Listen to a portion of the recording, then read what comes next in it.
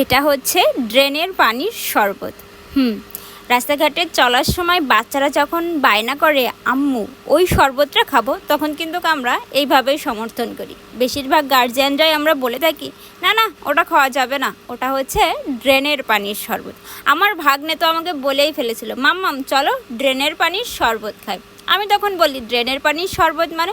ও তখন আমাকে উত্তরে বলে মাম্মাম জানো এই শরবতগুলো ড্রেনের পানিতে তৈরি হয়। তবে সত্যি কথা বলতে কি জানেন, আমার কাছে এই শরবতটা বেশ ভালো লাগে। ফ্রেশ লেবু, ঠান্ডা পানি আর হালকা বিট লবণের মিশ্রণে এতটা স্বাদ হয়ে থাকে এই শরবতগুলো, যা পান করতে আমার খুব বেশি ভালো লাগে, খুব বেশি রিফ্রেশিং লাগে। আমি কিন্তু যেখানেই দেখি সেখানেই খাওয়ার চেষ্টা করি।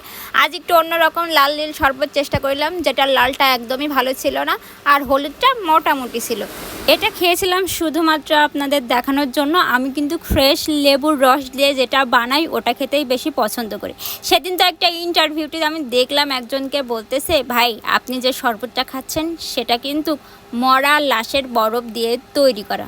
ভাই লাশের বরফ দিয়ে তৈরি করা হোক আর বাঁশের বরফ দিয়ে তৈরি করা হোক, এটা কিন্তু খেতে আর যারা এই ব্যবসাগুলো করে মানুষ না ঠকিয়ে হালাল পথে চেষ্টা করে তাদের ফ্যামিলিকে সুন্দরভাবে বন্টন করা এবং চালানোর জন্য, মানে হালাল রুজি করার চেষ্টা করে। কিন্তু বাংলাদেশে এমন অনেক প্রতিষ্ঠান আছে যারা খুবই খারাপ মানের প্রোডাক্ট দিয়ে খাবার বানাচ্ছে এবং সেই খাবারটা খেয়ে আপনারা বাহ বাহ দিচ্ছেন, কারণ আপনাদের কাজই তো গরিবের পেটে লাথি।